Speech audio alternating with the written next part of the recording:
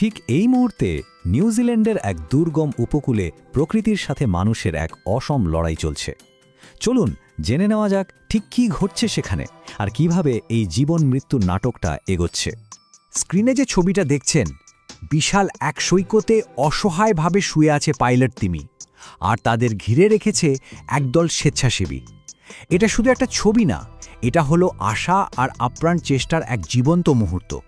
এটাই তো আসল প্রশ্ন, তাই না? যখন প্রকৃতির এত বড় আর বুদ্ধিমান একটা প্রাণী এমন বিপদে পড়ে, তখন আমাদের জ্ঞান, আমাদের সহযোগিতা কি পারে তাদের ফিরিয়ে আনতে?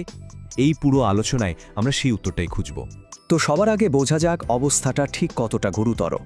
ফেয়ারওয়েল স্পিটের সৈকতে যা ঘটছে তাকে এক কথায় বিপর্যয়ী বলা চলে।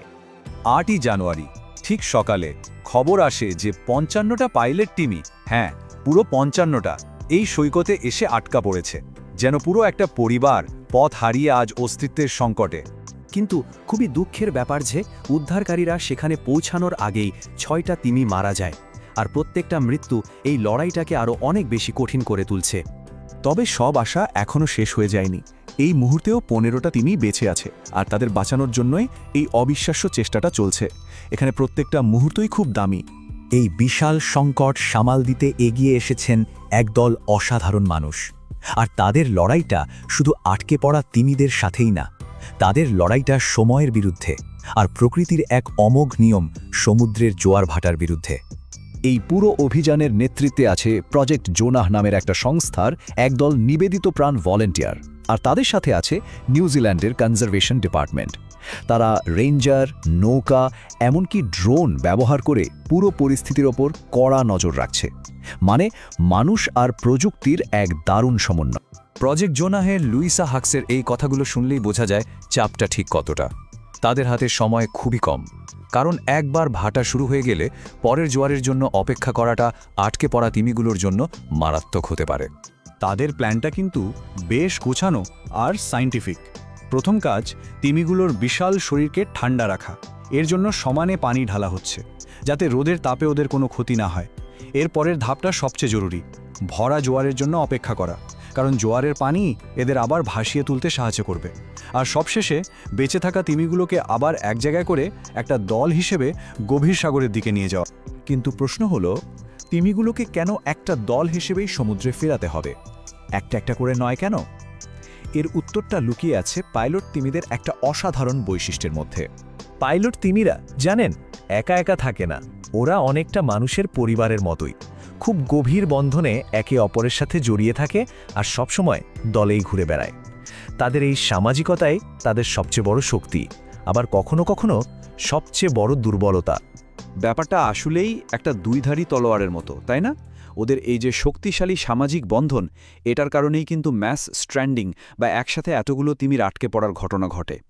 দলের কোনো একটা তিমি যদি ভুল করে তীরে চলে আসে, বাকিরাও তাকে ছেড়ে যায় না, তাকে অনুসরণ করে বিপদে পড়ে।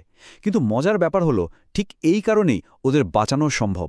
উদ্ধারকারীরা এই দলবদ্ধ থাকার অভ্যাসটাকেই কাজে লাগায়, মানে যেটা বিপদের কারণ সেটাই হয়ে ওঠে উদ্ধারের মূল চাবিকাঠি। তবে একটা প্রশ্ন কিন্তু থেকেই যায়, এই নির্দিষ্ট জায়গাতেই কেন বারবার তিমিরা আটকা পড়ে? এর কারণটা জানলে গা শিউরে উঠতে পারে। কারণটা হলো এখানকার ভৌগোলিক গঠন।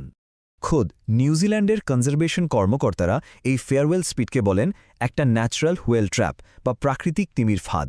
এই লম্বা, বাঁকানো উপকূল আর অগভীর জল তিমিদের দিক ঠিক করার যে ক্ষমতা, সেটাকে গণ্ডগোল করে দেয়, ফলে ওরা খুব সহজেই এই ফাঁদে পা দিয়ে ফেলে। এটা কিন্তু কোনো নতুন ঘটনা না, এই সৈকতের সাথে যেন দুঃখের এক ইতিহাস জড়িয়ে আছে। ভাবা যায়, মাত্র কয়েক বছর আগে 2017 সালে ঠিক এখানেই 400রও বেশি তিমি আটকা পড়েছিল। গত 100 বছরের মধ্যে সবচেয়ে বড় তিমি আটকের ঘটনা ছিল সেটা। আর আজ সেই একই জায়গায় আরও 55টা তিমি জীবনের জন্য লড়ছে। ইতিহাস যেন বারবার ফিরে আসছে। তো এখন কি পরিস্থিতি? এই নাটকীয় উদ্ধার অভিযানের শেষটা কেমন হতে চলেছে? এই মুহূর্তে উদ্ধারকারী দলটা বিকেলে ভরা জোয়ারের জন্য অপেক্ষা করছে। এটাই তাদের কাছে সবচেয়ে বড় সুযোগ। লক্ষ্য একটাই, যে 15টা তিমি বেঁচে আছে তাদের সফলভাবে আবার পানিতে ভাসিয়ে দেওয়া আর দলটাকে একসাথে গভীর সমুদ্রের দিকে পাঠিয়ে দেওয়া। কিন্তু সাফল্যটা নির্ভর করছে তিমিগুলো একসাথে থাকবে কিনা তার ওপর। তাই শেষ পর্যন্ত কি হবে তা এখনই বলা মুশকিল। এই পুরো ঘটনাটা আমাদের একটা বড় প্রশ্নের সামনে এনে দাঁড় করায়। একদিকে প্রকৃতির তৈরি এক নির্দয় ফাঁদ, আর অন্যদিকে মানুষের হার না মানা চেষ্টা আর ভালোবাসা। শেষ পর্যন্ত কি মানুষের এই চেষ্টা প্রকৃতির এই মারাত্মক ফাঁদকে হারাতে পারবে? উত্তরটা হয়তো সময়ই দেবে।